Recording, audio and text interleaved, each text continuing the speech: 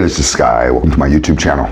It's bright and early, daily discipline, mind, body, and soul. This is how we get through. I got a neighbor on the next block over who's got a Harley, old bike. He don't know how to start it. He rides it only once in a while, but when he does, he pulls it out into his garage, out in front of his garage, fires it up. It usually won't start on the first try because he doesn't ride it much. It's carbureted, not fuel injected.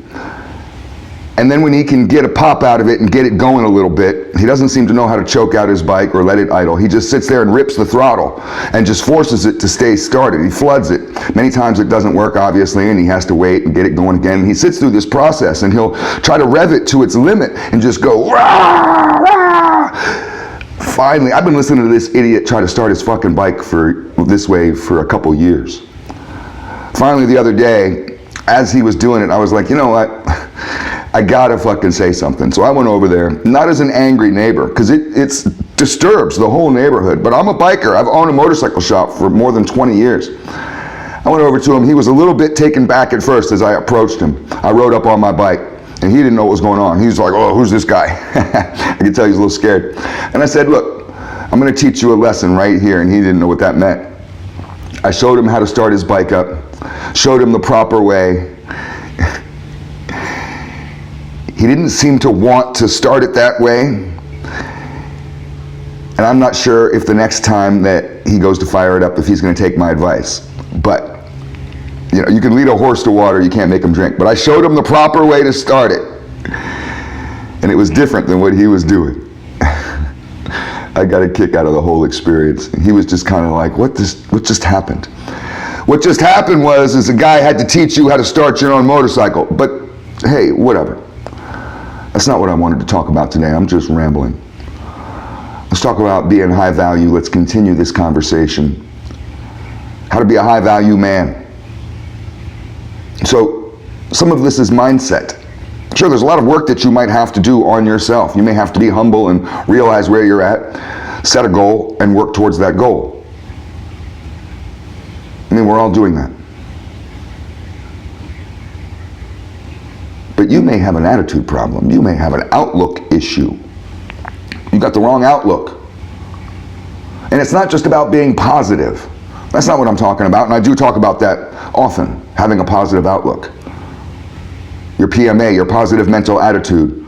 Bad Brains, good band, my generation. I tried to turn a young guy on to Bad Brains. He didn't even know what he was listening to. He was like, okay, sir. It's funny when people call me sir. I'm like, whatever, dude, I'm trying to turn you on to something cool. There's a big generation gap. It's hard for me to get used to. Here's just a basic point to think about. You can't be a high-valued man with a low-value attitude. A lot of people have a low-value attitude. And again, we're not just talking about positivity, because that's what that sounds like. But let's take the word value a little bit more literally. You see, some guys understand the quality of a product. I have a buddy of mine who's not rich. In fact, he budgets himself real tight. I don't know if he's on welfare or any kind of assistance like that, but I wouldn't be surprised if he is. And he lives in the ghetto. I'm not going to go into describing him too much. But my homeboy understands the value of quality, understands a good product. He doesn't shop at dollar stores too often. He doesn't shop at Walmart and these types of places too often. Maybe for the necessities, you know, just the bare necessities for survival. And we all have these needs. So I don't know what kind of toilet paper or paper towels or what brand of white bread this guy's eating. But I noticed with his clothes, with his car, he drives a Lexus, an old Lexus. Lexus is a good brand. He keeps that thing tight. That car's probably 25 years old, 20 years old, one of the early Lexus. That thing is fucking a tight car. I like his car. He does not need to go buy a brand new car. just to keep up with people or to impress anyone. He understands value, and if he would have bought some cheap-ass car, he probably would have gone through 5 of them. How many cars have you gone through in the last 25 years? This guy's got the same one. Nice as shit. The leather inside there is still perfect. He wears $300, $400 shoes. He wears designer shirts, not knockoffs.